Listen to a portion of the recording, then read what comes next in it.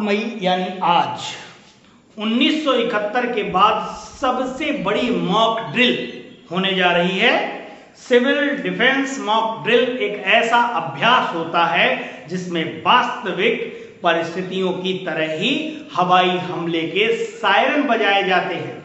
शहरों को ब्लैकआउट यानी बिजली गुल किया जाता है, नागरिकों को सुरक्षित आश्रयों में ले जाया जाता है और इमरजेंसी टीमें अपनी भूमिका निभाती हैं। भारत में दिल्ली, मुंबई, कोलकाता, चेन्नई, बेंगलुरु, हैदराबाद, अहमदाबाद और पुणे सहित शहरों में एक राष्ट्रव्यापी मॉक ड्रिल आयोजित करेगा। आज देश भर के 244 जिलों में होगी मॉक ड्रिल। यह शहर से लेकर ग्रामीण स्तर तक होगी। आपातकालीन स्थिति में देखी जाएगी ये प्रतिक्रिया। हवाई हमले की चेतावनी कितनी कारगर, कंट्रोल रूम के कामकाज पर होगी नजर। किसी तरह किसी जगह फंसे लोगों को सुरक्षित बाहर निकालने की ट्रेनिंग। जिले के अधिकारी, सिविल डिफेंस वॉलंटियर्स होंगे शामिल। इस मॉक ड्रिल में एनसीसी, एनएसएस और स्कूल कॉलेज के छात्रों की होगी भागीदारी। रक्षा विशेषज्ञ राहुल बेदी जी का कहना है कि इस तरह की ड्रिल अक्सर जंग के समय होती है।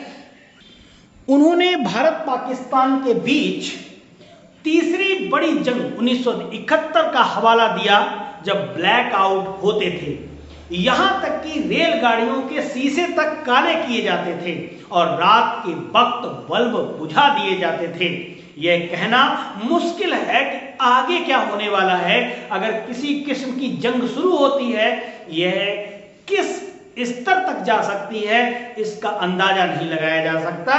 भारत पाकिस्तान के बीच अब तक 4 जंगें हो चुकी हैं। 1947, 1965, 1971, 1999 का कारगिल युद्ध। लेकिन पहले की 3 लड़ाइयों के बाद से हालात बदल गए हैं। दक्षिण एशिया के इन दोनों पड़ोसी देशों के पास परमाणु हथियार हैं। मॉक ड्रिल काफी हद तक तैयारी से जुड़ा मामला है। हालांकि कुछ विश्लेषक इसे पाकिस्तान पर एक मनोवैज्ञानिक दबाव बनाने की कार्रवाई भी कह रहे हैं। भारत की रणनीति के बारे में उच्च स्तर के चंद लोगों को ही सीक्रेट पता होते हैं और पता हो सकता है, लेकिन हो सकता है कि मॉक ड्रिल पाकिस्तान को डराने के लिए एक साइकोलॉजिकल टैक्टिक हो। पहलगाम हमले के बाद से ही भारत सरकार उच्च स्तरीय बैठक हो रही है भारत सरकार के द्वारा, और मॉक ड्रिल के एक दिन पहले भी पीएम मोदी और भारत के राष्ट्रीय सुरक्षा सलाहकार अजीत डोभाल के बीच ताजा मीटिंग हुई है। इससे पहले पीएम मोदी ने सेना के तीनों विभागों के अध्यक्ष, रक्षा मंत्री राजनाथ सिंह और एनएसए के साथ एक उच्च स्तरीय बैठक की थी। दोनों देशों ने द्विपक्षीय समझौतों को रद्द करने से लेकर एक दूसरे देश के विमानों के लिए अपने हवाई क्षेत्र बंद करने के फैसले किए। 30 अप्रैल को पाकिस्तान के सूचना मंत्री अताह उल्लाह तरार ने अचानक बयान जारी करके कहा कि भारत 24 से 36 घंटों में फौजी कार्रवाई का इरादा रखता है।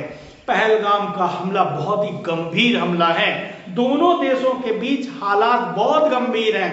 1965, 1971 की लड़ाई देखें तो वेस्टर्न सेक्टर में दोनों देशों के बीच लड़ाई लगभग ड्रा पर छूटी थी। कोई भी जंग होती है तो एक तरफा नहीं होगी। 22 अप्रैल में हुए चरमपंथी हमले में 28 लोगों की मौतें हुई थीं। पहलगाम हमले के बाद बीजेपी सरकार पर लगातार दबाव है और भारत ने कई कड़े फैसले भी किए हैं। बहुत ही कड़े फैसले भारत सरकार ले रही है। इससे पहले भारत सरकार ने सिंधु जल समझौता निलंबित कर दिया था और एक भी बूंद पानी पाकिस्तान में नहीं जाने देंगे की चेतावनी भी दी थी। जवाबी कार्रवाई करते हुए पाकिस्तान ने कहा था कि कि पानी रोकने या उसे मोड़ने की किसी भी कार्रवाई को वह जंग की कार्रवाई मानेगा। मौजूदा तनाव बहुत है, अंतर्राष्ट्रीय समुदाय भी चिंतित दिख रहे हैं। संयुक्त राष्ट्र ने दोनों पक्षों से बात की है और तनाव को कम करने की अपील भी की है।